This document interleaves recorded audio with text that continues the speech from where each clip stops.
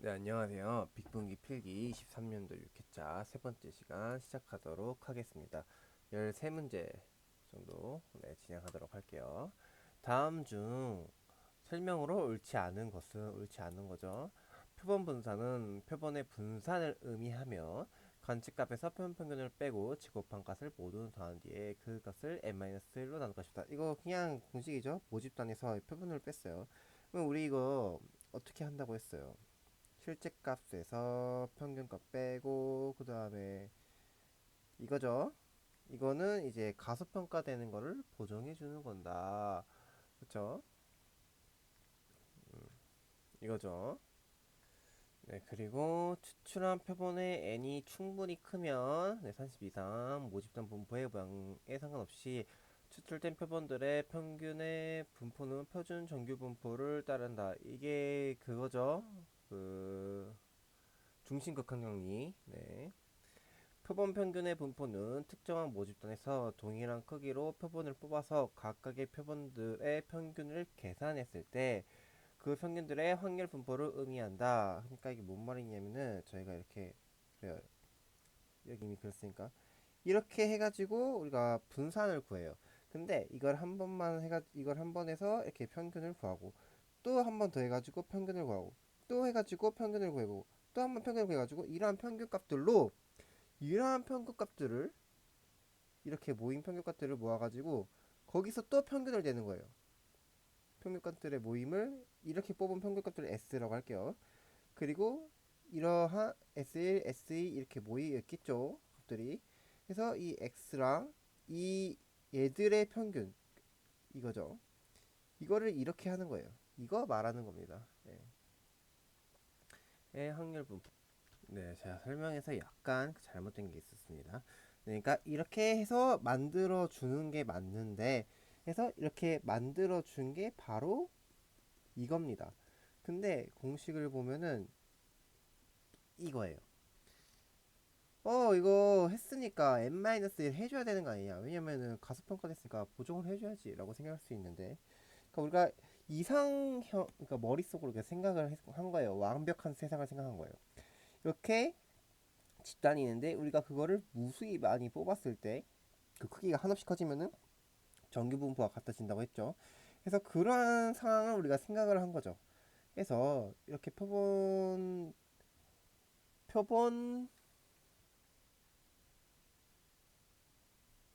평균의 분포죠. 아, 죄송합니다. 네, 표본 평균의 분포.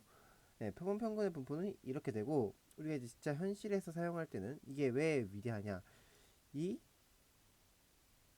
이렇게 합니다. 그러니까 이거는 여러 개를 뽑았잖아요. 근데 진짜 할 때는 딱 한 번만 뽑아요. 그쵸? 우리가 설문조사 할 때도 한 1000명 이렇게 한 번 뽑지 이거 1000명을 여러 번 하진 않을 거예요. 이게 왜 가능하냐?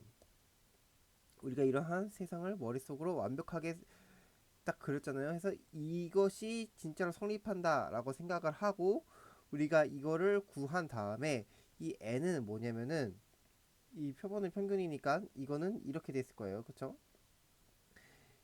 이건 이렇게 돼 있을 건데 여기서 뽑고 이 값을 평균을 낸 거예요. 그래서 이게 어느 점이 있나 해서 이 오차를 이제 비교를 하는 거죠. 네, 그런 겁니다. 어렵죠. 모집단을 통해 표본 집단을 추론한다. 우리가 계속 모집단을 통해서 표본 집단을 추론했나요? 아니죠. 이 표본 집단을 통해 가지고 이 정규 분포란다. 모집단이 어떠한 형태일지를 추론한 거죠. 네, 어려웠습니다. 네, 자 다음 문제를 풀도록 할게요. 범위는 빈맥 기술 통계에서 사용하는 개념을 옳히는 거는 범위는 빈맥스. 네, 그렇죠. 데이터가 있으면은 최소값과 최대값이 이렇게 있으면 이 안에서만 해야죠. 뭘 여기 밖에 뭐가 또 있나요? 네. 편차의 절대값이 크면 편차는 뭐예요? 내가 가진 값이랑 이거 평균이죠. 그래서 이게 이거 말하는 거잖아요. 편차가. 절대값이 크면 평균에서 멀리 떨어져 있는 값이고 맞는 말이죠. 작으면 평균에서 가까운 값이다. 맞는 말이죠. 그냥 이 수식을 보면서도 알 수 있고 뭐 데이터가 그러니까 우리가 뭐 평균이 여기 있으면은 여기 내 실제값이 이렇게 있어요. 이게 크다는 거는 이게 그만큼 거리가 멀다는 말이니까요. 그쵸? 간단하게 생각하면 알 수 있는 겁니다. 일반적으로 표본의 수가 많을수록 표준 오차는 작아진다. 표준 오차는 뭐냐면은 자, 우리가 이거 그렸죠. 이거. 이게 표준 오차입니다. 예.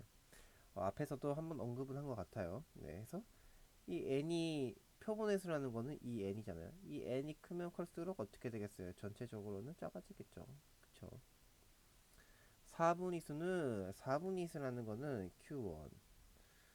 이렇게 박스 플러프 배웠죠? 여기 25%, 50%, 여기 75%, 하위 75%죠.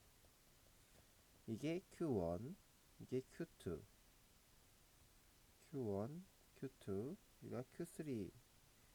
이게 4분위수고 Q3 빼기 Q1은 이거는 4분위수 범위라고 합니다.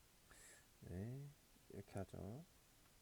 그래서 여기서 이상치를 구하는 값도 나오죠. 어떻게 해요? 여기 IQR 곱하기 1.5 더하기 Q3 이렇게 하면 되죠. 이것보다 높거나 혹은 IQR 곱하기 1.5 이것보다 작거나, 그쵸? 이것보다 작거나 이것보다 크거나 뭐 이런 거잖아요. 바로 여긴 아니고 1.5를 했으니까, 그쵸? 뭐 이렇게 했겠죠. 오케이. 자, 답은 4번. 네, 이번 문제는 정말 참 클래스 불균형에 대한 설명으로 옳지 않은 것은 이상값 대체는 결집값을 처리할 경우와 같은 신뢰도 문제를 발생시키지 않는다. 일단 이거는 클래스에 관한 얘기가 아니죠. 데이터 전처리에 관한 얘기죠. 그래서 주제가 클래스 불균형에 대한 얘기가 아니에요. 그리고 어쨌든 결집값이랑 이상값을 대체한다는 거니까 원본 데이터를 손상시키잖아요. 그러니까 신뢰도 문제도 발생하죠. 그러니까 주제도 다르고 내용도 틀렸어요. 언더 샘플링 혹은 오버 샘플링으로 해결할 수 있다. 클래스가 있을 때 데이터가 더 이렇게 많고 더 클래스가 많이 있는 쪽과, 얘가 뭐 데이터가 이렇게 있으면 A 클래스는 이만큼, B 클래스는 이만큼 있고, 이게 바로 클래스 불균형이잖아요. 그래서 이 많은 쪽을 버리는 게 바로 오버샘플링이고, 잘못 말했네요. 이렇게 많은 쪽을 버리는 게 언더샘플링이고, 그리고 아니면 적은 쪽을 뻥튀기 하는 게 오버샘플링입니다. 그래서 해결할 수 있죠. 클래스 계산은 무관하다. 뭐 그쵸? 이게 B가 뭐 1000개 있다, 이게 100개 있다, 이게 중요한 게 아니라 A가 B보다 겁나게 많다가 중요한 거죠. 뭐 A가 있고 C가 있고 D가 있고 이게 클래스잖아요. 각 클래스, 이 클래스 개수가 많다 아니면 적다, 이게 문제가 아니라 B가 100개 있고 A가 1000개 있고 뭐 C가 뭐 50개 있고 이렇게 차이가 있는 게 문제인 거죠. 클래스 간의 차이가. 네. 무게균형은 뭐예요? 웨이트 밸런스라고 하죠, 영어로. 그러니까 가중치 균형이라는 거잖아요. 그러니까 전에 에이다부스터 한 적 있죠. 그러니까 우리가 오답을 이렇게 냈을 때 거기다가 이 오답에 더 가중치를 부여해가지고 학습을 한다라고 했잖아요. 그게 바로 이제 웨이트 밸런스입니다. 그래서 1번도 진짜 완전 말 같지도 않는 말인데, 클래스 불균형에 대해서는 이 웨이트 밸런스가 주제 주제로는 웨이트 밸런스 주제는 이거고, 내용도 이제 틀렸고, 웨이트 밸런스에 관해서 얘기했는데 내용이 틀린 거는 4번. 1번은 클래스 불균형에 대한 얘기도 아니고 내용도 틀렸음. 그래서 정답은 1번 4번이어야 되는 거 아닌가 싶은데 정답은 4번입니다. 네. 원래 진짜 실전에서도 이렇게 문제가 나오는지가 참 궁금해요. 왜 1, 2, 3, 4번을 다 읽어봐야 되나 할 때마다 쉽지 않네요. 일단 민맥스 정결하죠. 공식은 우리가 주어진 이 입력값이죠. 입력값에서 그 데이터의 최소값 그리고 최대값에서 최소값을 빼주면 됩니다. 그러면은 이게 바로 민맥스 정결입니다. 왜 해주냐? 그러니까 비교를 용이하게 하기 위해서도 있는 거죠. 이 다른 집단에서 계속 그런 거죠. 정교하든 뭐든 결국엔 다른 집단과 비교하기 위해서. 그리고 이 정규화는 또 뭔 장점이 있냐면은 모델이 학습을 할 때 정교화를 할 경우에는 이쁜 모양이라는 거잖아요. 그래서 학습을 할 때 더 이제 빠른다고 합니다. 예. 자, 해서 계산을 해볼게요. 자, 60일 때 최소값 60이죠. 최대값 80이죠. 60이죠. 0. 70일 때 그냥 10,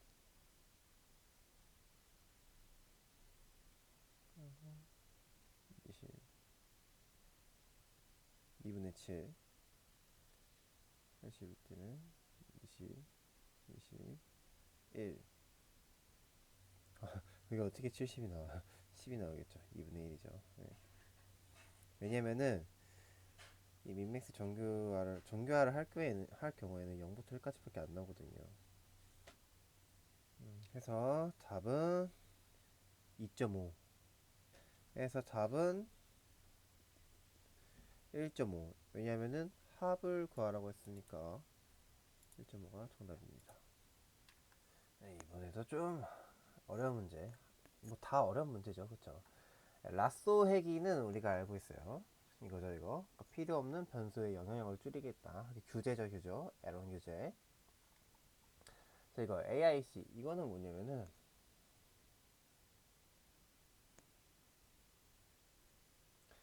자, 이거는 변수의 개수. 이거는 우도입니다. 우도는 베이지롤 할 때 우리가 처음 봤는데, 개념이 참 어렵죠. 그러니까 우리가 보통은 원인을 알고, 그 다음에 결과를 예측하죠. 그쵸? 근데 얘는 반대예요. 결과를 우리가 이미 알아요. 야구에 갔는데 졌어. 원인은 뭘까? 이러한 흐름으로 가는 것이 바로 우도입니다. 어려운 개념이죠. 그쵸? 이해하기도 난해하고. 그래서 자, 본론으로 들어와서 이게 뭐냐면은 쓸데없는 변수 얼마나 안 썼니? 그리고 모델이 얼마나 설명력이 좋니? 모델의 결과는 모델의 결과.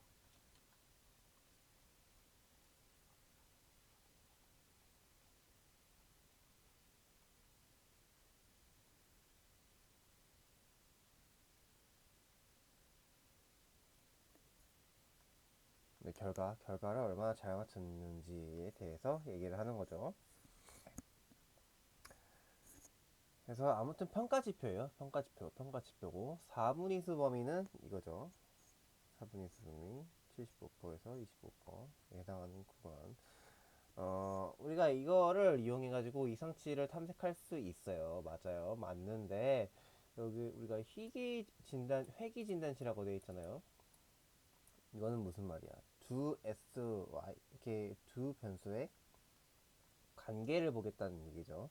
근데 얘는 S 하나, Y 하나, 뭐 Z 하나 이렇게밖에 그 각각 한 개씩밖에 못 봐요. 그래서 이거는 아니고 정답은 레버리지인데 레버리지는 뭐냐? 그러니까 이제 이렇게 회귀선을 딱 이렇게 그어요. 그러면은 이렇게 데이터가 이렇게 있을 거 아니에요. 근데 이제 X축으로 봤을 때 X축도 이렇게 모여 있는 이 선이 있어요. 그러니까 이게 평균이죠, 평균. 이렇게 여기서 한 평균은 이만큼 있죠. 근데 이 평균으로부터 이렇게 멀리 떨어져 있는 이 친구에 대해서 우리가 이제 레버리지가 강하다. 가까이 있으면 레버리지가 약하다. 이렇게 하는 건데 사실은 여기 여기 데이터에 있는 이 친구도 있죠. 이 친구도 평균에서 멀어져 있으면 레버리지가 강하다라고 말할 수 있는 거고, 이 친구도 작다 이렇게 말할 수 있는 거거든요. 근데 이 선에 이렇게 잘 붙어 있잖아요. 그러니까 별로 이렇게 오차가 없잖아요.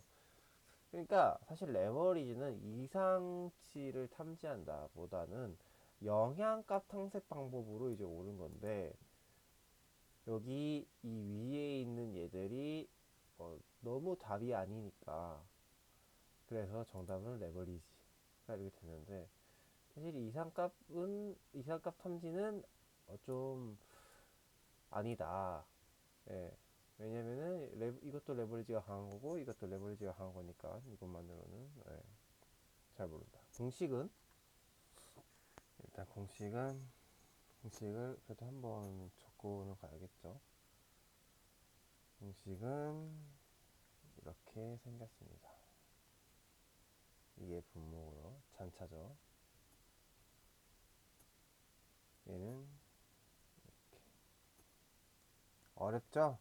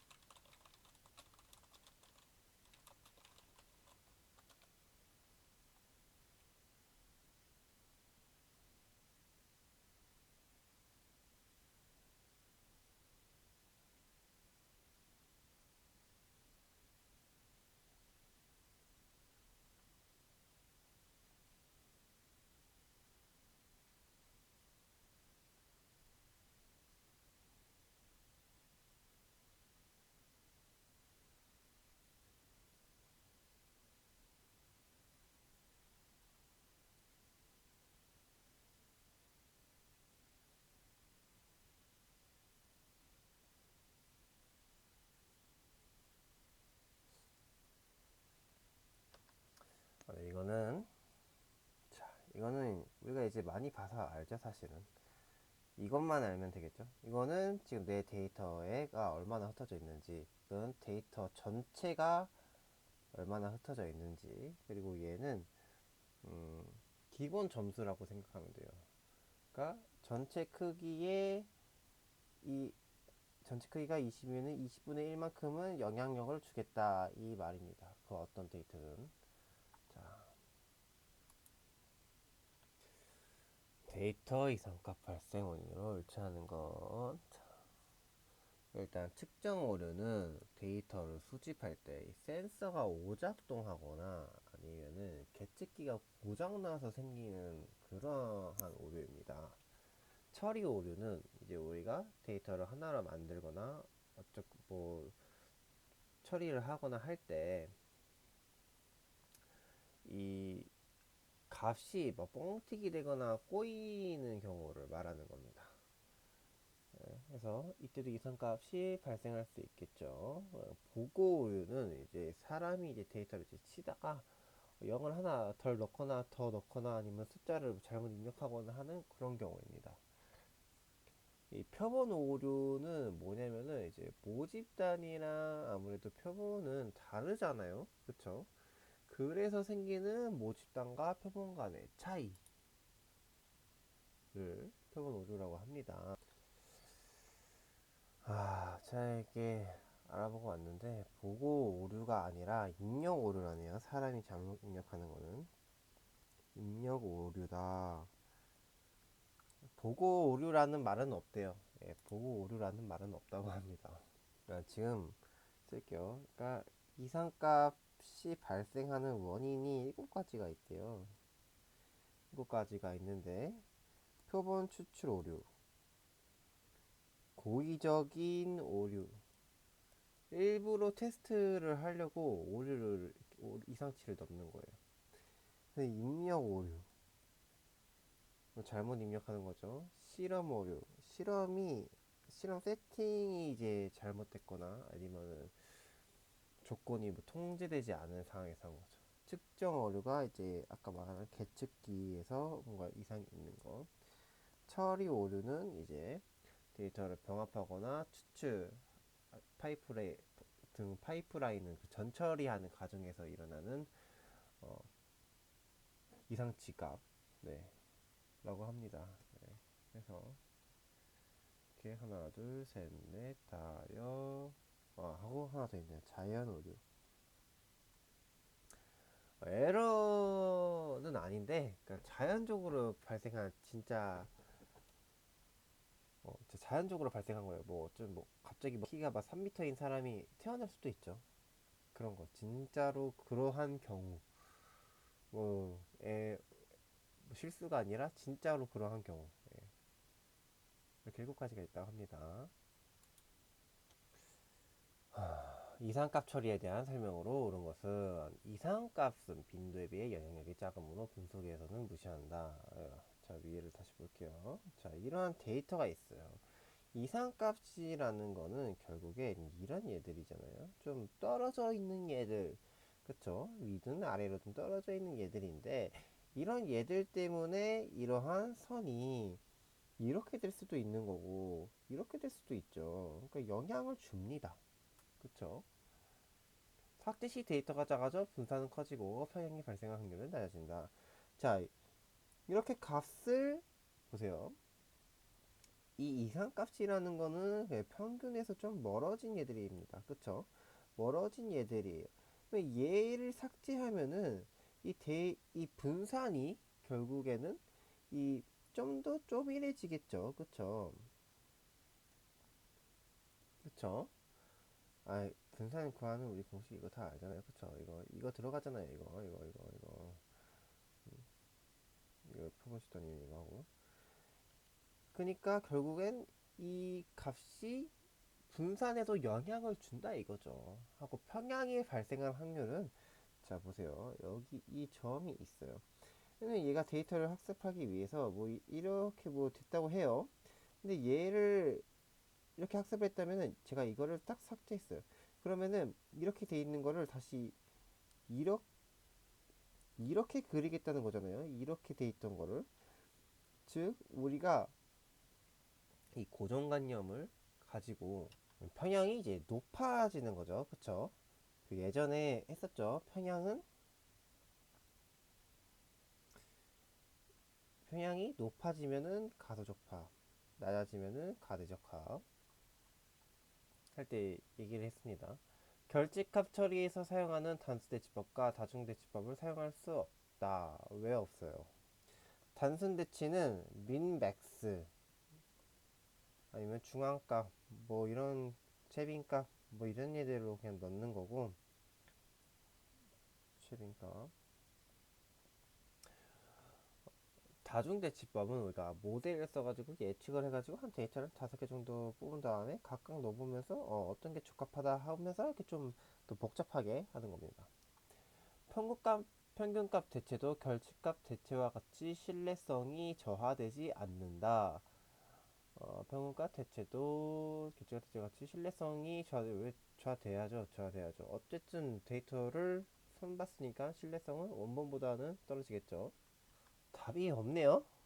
뭐죠? 답이 없습니다.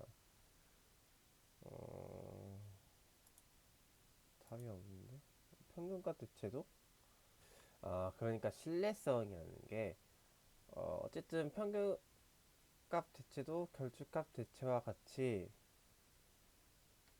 제가 구호를 못하는 건가 이해가 안 가는데 그러니까 이상값을 평균값으로 대체한다는 말 같아요. 그쵸?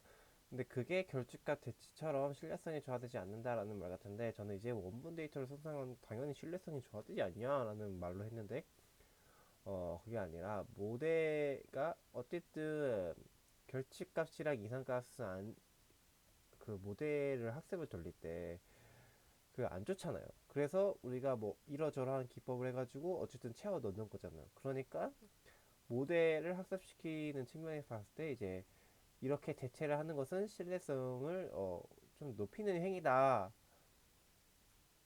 물론 결집값이랑 이상치가 없으면 좋겠지만 알전부터 근데 있으니까 이거를 그나마 우리가 더 그럴싸하게 바꾸는 거니까 신뢰성을 오히려 낮추는 게 아니라 높이는 거다. 뭐 이런 식으로 해석을 해야 될 것 같습니다. 네. 자, 아까 바로 방금 전 문제에서 이어지는 느낌이 있어요.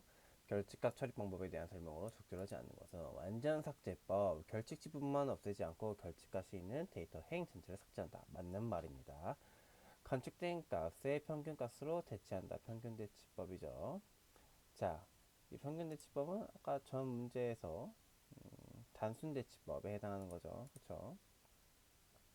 회귀 대치법, 회귀식의 예측값으로 결측치를 대체한다. 그러니까 이 변수가 s, y가 있어요. 그러면 여기 값이 있겠죠? 그러면 얘를 이제 독립 변수로, 얘를 종속 변수로 해가지고 이 빈 값을 이렇게 예측을 하는 거예요. 그쵸? 자, 이 다중대치법은 그냥 단순히 한결같이 부여하면은 그건 다중대치법이 아니죠. 제가 아까 말했죠. 모델을 사용해가지고 예측을 해서 그 중에서 제일 맞는 걸 넣는다. 자, 방금 여기 회귀대치법이 나왔죠. 자, 여기서 x, y가 이렇게 있어요.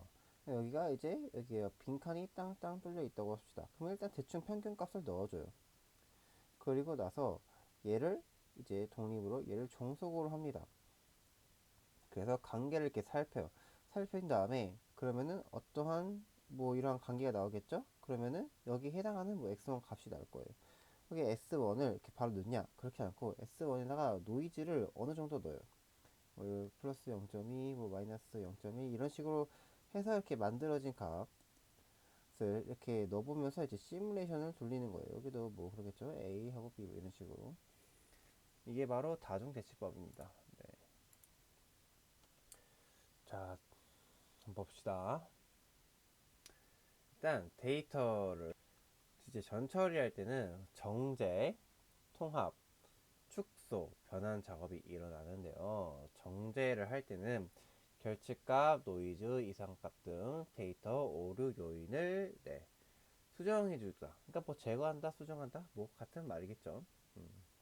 하는 이유는 데이터의 품질을 높이기 위해서죠. 데이터 통합, 여러 데이터 베이스가 있을 거 아니에요. 뭐 주문 어쩌고 주문 회원 이런 것들을 이제 통합을 하는 거죠. 데이터 축소. 네. 그러니까 PCA나 그런 거 있잖아요. 노이즈 제거 모두 그 과정에서 뭐 일어날 수도 있겠죠. 근데 이제 더 정확히 말하면은 이제 뭐 차원 축소 뭐 그런 거죠. 예. PCA 새로운 그 핵심의 그 가치를 가지고 있는 새로운 데이터를 이렇게 만든다거나 그런 거죠. 데이터 변환, 정규화나 이제 로그 변환, 뭐 이산화 같이 이제 분석이 편하도록 하는 거죠. 그래서 뭐 노이즈 제거도 있긴 하지만 그 뭐 정규화를 한다. 음, 정교화를 하는 건 확실히 아니죠. 만약에 정교화를 한다 하면은 뭐 데이터 변환. 여기 뭐 있네요. 정교도 무슨 변환한다. 예, 그렇죠. 데이터 추출과 저장을 위한 기술로 오는 것은 이 ETL은 Extraction, Transform, Emission, Loading이라고 이제 데이터를 추출하고 그 다음에 정제하고 그 다음에 저장하는 겁니다. 그래서 ETL이 정답이고 ODS는 뭐냐? Operation Data Store라고 해가지고 운영 시스템에서 가져온 데이터를 일시적으로 저장하는 곳입니다. 예. 그 다음에 데이터 웨어하우스와 데이터 마트는 그냥 데이터를 저장하는 창고인데요. 이 차이는 데이터 웨어하우스가 데이터 마트보다 더 많은 데이터를 가지고 있다. 그러니까 얘는 통합 데이터, 얘는 이제 부분 데이터 저장소 이렇게 생각하면 되겠습니다. 네, 분산 파일 시스템에 대한 설명으로 적절하지 않은 것은 네트워크를 통해 물리적으로 다른 위치에 있는 여러 컴퓨터의 자료를 분산 저장하는 시스템이다. 그러니까 이거는 우리가 전에 했던 하둡을 생각하면 될 것 같아요. 마치 로컬 시스템에서 사용하는 것처럼 동작한다. 그쵸? 그 뭐 네임 노드 있고 클라이언트 있고 메타 노드 있고 데이터 노드 있고 해가지고 쓰고 읽고 했죠. 그쵸? 데이터 가용성을 향상시키지만 네트워크를 사용하기 때문에 노드들 간에 데이터를 전송할 때 데이터가 손실되거나 누락될 가능성이 있다. 그 우리 전에 했을 때 이렇게 막 렉이 있고 이렇게 복제가 됐다. 이거 기억하실라나요? 네. 이게 복제를 함으로써 이제 가용성을 향상시키지만 결국엔 어쨌든 네트워크를 통한다는 것은 우리가 이거 전송을 하고 뭐 전송을 할 때, 나 받을 때 그때 이제 손실이 일어날 수도 있다는 이게 위험이 어쩔 수가 없는 겁니다. 네. 그래서 1, 2, 3번은 맞았고 대표적인 분산 파일 시스템은 하드브로 대용량 파일을 파일 단위로 데이터 노드에 저장한다. 아니죠. 이거는 데이터 블록이죠. 예. 그러니까 파일이 우리가 읽고 싶은 이 전체 데이터면은 데이터 블록은 이걸 쪼갠 겁니다.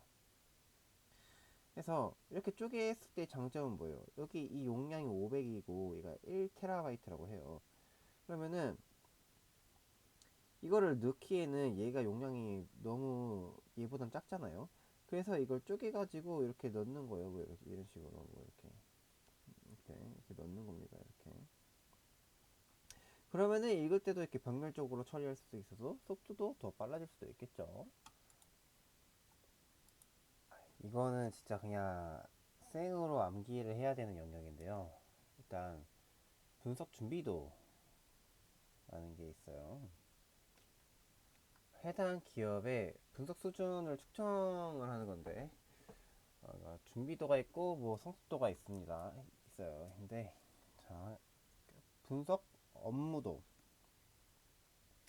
그러니까 분석 업무, 분석 사례, 분석 조직의 역할 등 그런 거를 말하는 거고 분석 인력 및 조직이 있습니다. 그러니까 전문 분석 담당 분석 전문가나 뭐 그런 사람이 있냐. 그리고 이제 기법이 있어요. 어, 분석 기법을 얼만큼 이렇게 사용을 하냐. 그다음에 분석 데이터 품질, 데이터 통합, 내부 외부의 데이터를 얼마나 활용하냐. 그리고 분석 문화,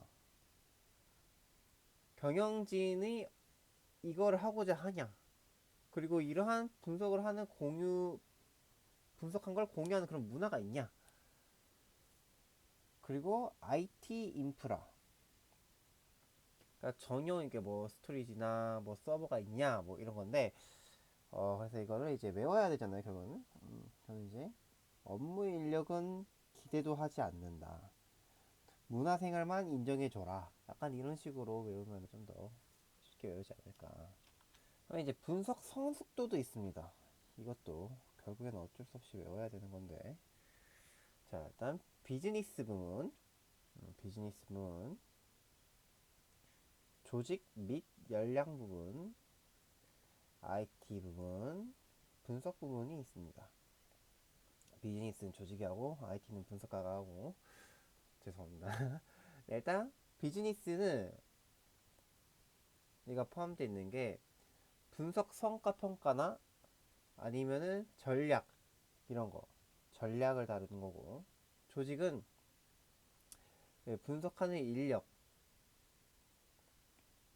인력을 어떻게 뭐 교육을 뭐 어떻게 했나 뭐 이런 거 IT 부분은 이제 뭐 인프라 그리고 분석 도구 좀 어려운 말로 이제 거버넌스가 있는데 이건 뭐냐면은 데이터를 이제 안전하게 그리고 잘 사용하기 위해서 뭐 규칙 그런 게 있냐 뭐 그런 말이에요. 예.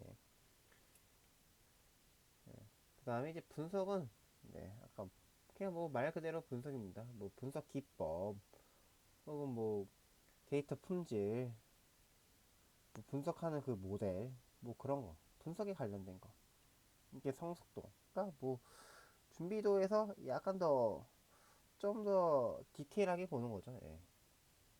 그래서 이 준비도와 성숙도를 가지고 또 4개로 나눌 수가 있습니다. 자, 어떻게 나누냐면은 성숙도, 준비도 이렇게 있을게요. 준비도도 낮은데 성숙도도 낮아요. 그러면은 그 기업을 준비형 기업이라 하고 준비도도 낮지만 대신 성숙도는 높아요. 그러면은 이거를 이제 정착형이라고 합니다. 준비도 높지만 성숙도가 낮아요. 그러면 도입형. 이건 다 좋아요. 그러면 확산형. 그러니까 이제 준비형은 지금 막 시작한 유비 그런 느낌이고 정착형은 뭐 인프라는 부족해요. 인프라는 부족한데 이제 뭐 전문가의 실력이 아주 좋아요. 근데 이제 정착형은 인프라는 좋아요. 인프라는 좋습니다. 근데 뭐 이 전문가들이 이거를 활용을 잘 못하는 상태인 거죠. 확상형은 장비도 좋고, 그러니까 인프라도 좋고, 전문가도 좋은 아주 좋은 상태인 거죠. 그래서 아무튼 업무 인력은 기대도 하지 않았는데, 자 분석 성과 평가는 이게 뭐라고 했죠? 성숙도에서 비즈니스라고 했죠. 자 정형 반경형 비정형으로 구분하는 빅데이터의 특성은 다양성이죠. 이 가치는 뭐 우리 이번인가 저번 강의에서 ROI 할 때 그때 이제 비용이 3V 속도 규모 다양성이고 이제 수익이 가치다 뭐 이런 식으로 했잖아요. 그쵸? 네, 일단 6회차는 여기까지 하고 끝내도록 하겠습니다. 감사합니다.